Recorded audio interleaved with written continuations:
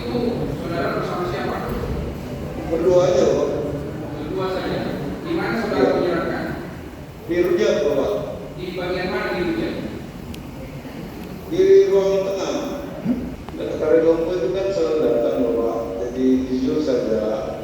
Kari Lompo itu semua partainya itu kami yang uruskan, Pak. Ya, saya coba fokus saja pada saat saudara menyerahkan uang Kari Lompo itu, kan Kari Lompo pernah diperiksa sini dan mengatakan tidak pernah menerima uang itu. Jadi kami ingin detailnya saudara menyerahkan di sebelah mana? Di ruang tengah kan? Iya betul. Ya. Di meja bundar. Ya, apakah sebelum saudara menyerahkan uang itu pernah saudara bercakap-cakap atau komunikasi dulu sebelumnya? Ya, hampir setiap malam nangis di rumah, Pak. Setiap malam nangis di rumah. Ya, istrinya. Apa itu tangisannya? Karena Ya, apa? karena partai harus diselesaikan. Perasaan saudara sebagai penyelenggara negara? Iya benar, Pak. Kenapa saudara mau? Ya, saya pikir ini kan langsung aja saya serahin, Pak. Karena saya kan mintanya dia, tapi dia bilang pihak dulu kalau Bapak. Iya. Baik. Karena pada saat itu memerintahkan terdakwa ini atau terdakwa ini mengarahkan terdakwa untuk ketemu dengan Pak Agus Cipto terkait relawan. Coba berikan.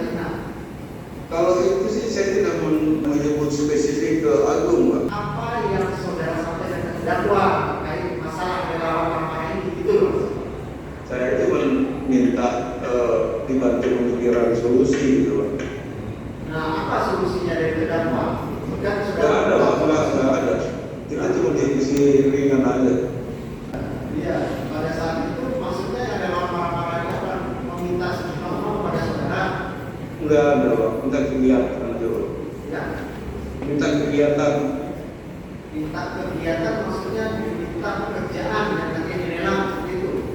Bukan lelang, Pak. Yang menunjukkan langsung. Dalam persidangan ini kan sebenarnya ada dua uang yang kita dakwakan, kan seperti yang diterima oleh Pak Nurdin yang dari Agung Sucipto. Yang pertama kan yang 150.000 dolar Singapura, kan gitu kan? Dan itu sudah diakui oleh Pak Nurdin adanya pemberian dari Pak Agung Sucipto.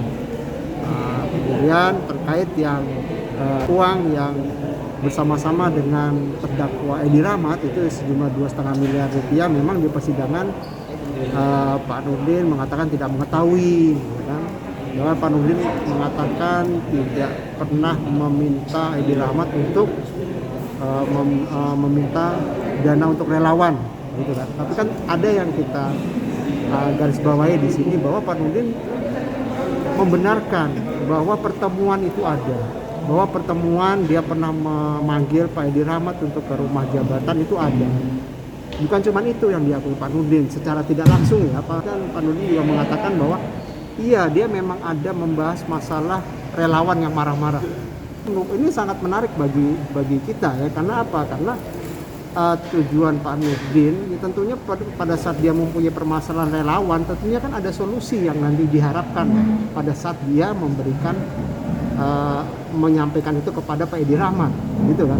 Nah, walaupun Pak Nurdin memang mengatakan saya tidak pernah minta gitu ya, tapi ya kita bisa menarik kesimpulan bahwa iya memang Pak Nurdin pernah curhat ke Edi Rahmat mengenai relawan-relawan yang sedang marah-marah, kan seperti itu. Ya nggak apa-apa, nanti akan kita hubungkan Pak Edi Rahmat sendiri yang kita dengar kemarin itu membenarkan bahwa dia pernah dipanggil oleh Pak Nurdin, pernah juga dibahas mengenai relawan. Dan Edi Rahmat mengatakan Pak Nurdin sendiri mengarahkan bahwa saya suruh menghubungi Pak Agung Sucipto terkait masalah relawan. Nah gitu kan. Nah dari sinilah akhirnya sebenarnya pokok akar dari pelaksanaan OTT di KPK itu kan ini.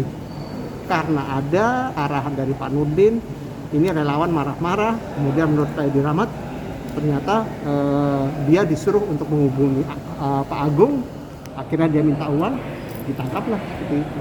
Nah, seperti itu kira-kira konstruksinya.